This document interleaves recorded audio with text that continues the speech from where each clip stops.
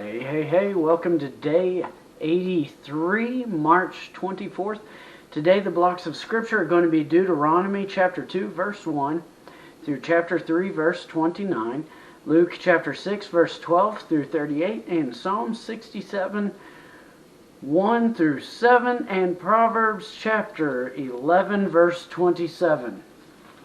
Today I want to look at the section in Deuteronomy, as we've been going through the Old Testament.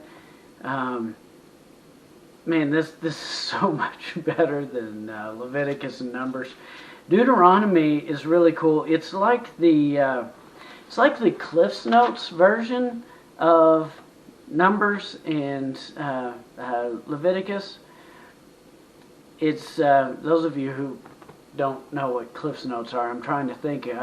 It's like the summary of it. It hits all the high points, but at the same time of hitting the high points, it does go a little extra further and above and beyond. It gives some stories that are kind of glossed over and a little bit that are skipped through Leviticus and Numbers. So Deuteronomy, significantly easier read.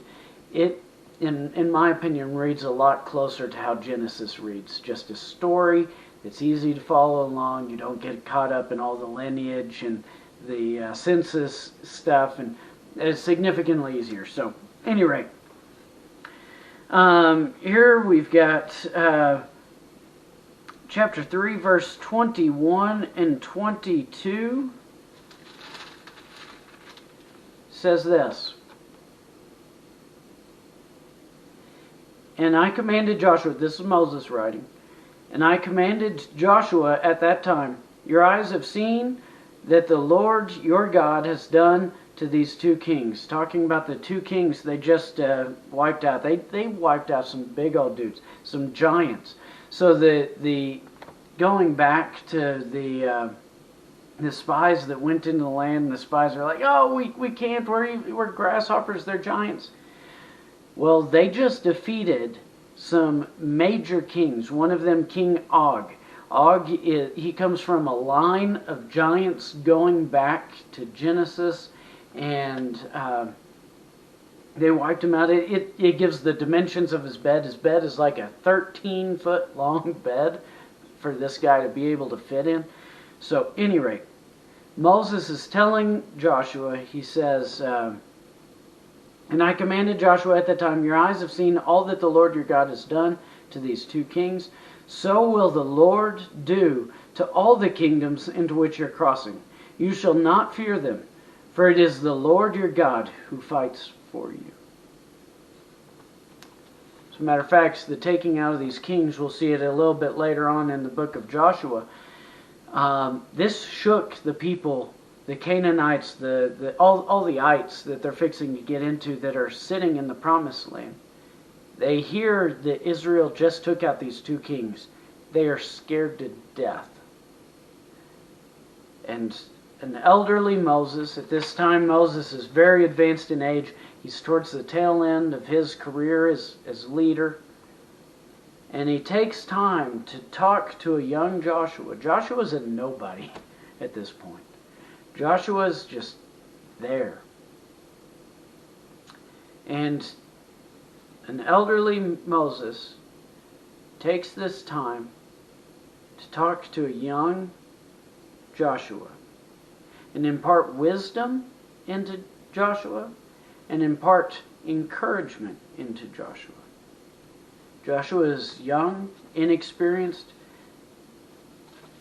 knows diddly squat about how to lead a nation. But Joshua, he later will become a great leader of the nation of Israel. Under his lead, Israel goes into the promised land. They conquer Jericho, the most fortified city known. But where did it start? It started with a man who had been there, done that, taking a little bit of time out of his schedule to impart that wisdom and encouragement on the next generation. So I want to throw this out there to you guys today. Yes, spiritually, impart God's wisdom, His truths into the next generation. Yes, do that. But also, young men and young women need righteous men and women who have been there and done that, to impart that into us. And I say us because I am the young guy who's coming into police and knows diddly squat. I've got no experience. I'm figuring this out as I go. Every call's a new call. I need you. I need you with your patience, your wisdom, your encouragement to help grow me into a righteous cop, to bring that truth, that justice into the community. And that goes for all of us young guys in the police field.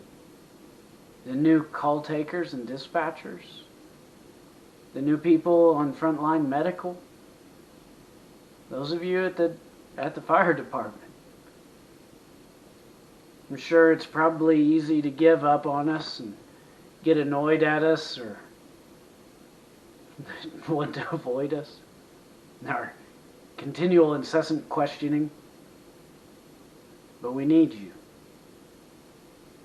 Because you can impart what God's given you into this next generation so that we can grow and take the righteousness of our profession of service to the next level.